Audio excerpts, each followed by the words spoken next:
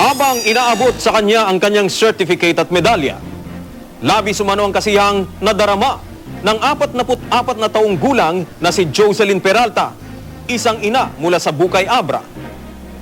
Siya ang pinakamatandang nagtapos sa Alternative Learning System Program o ALS ng DepEd Abra. Ginawa raw niya ito hindi lang para sa kanyang sarili, kundi para sa kanyang mga anak. Kasla kayat kuman, ipaganat-ngat kadagiti anak ko nga ti edukasyon kat iso ti kapatgan nga kwat gameng dito rabaw ti daga nga hanto nga pulos nga maala ti siya sinuman. 69 na estudyante ang nagtapos sa naturang ALS program.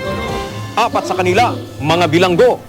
Matapos nito, ang mga graduates pwede nang tumuntong sa kolehiyo. Just in case ma'am nga rumwardan to iti pagbaludan, mabalindan to nga ag-enroll iti kolehiyo.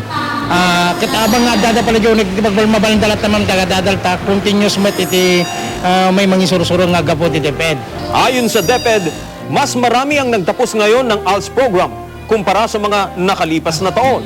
Indikasyon umano na mas dumarami na ang mga nagnanais magtapos sa pag-aaral kahit ano pa man ang edad. Dagiti nakalpalabas sa taon, mga less than 20 lati passers ni tatalaon nga imado iti passers ni kaputa imado mo iti kliyente ni iti alternative learning system. So napintas nga indication dito nga it is a growing program.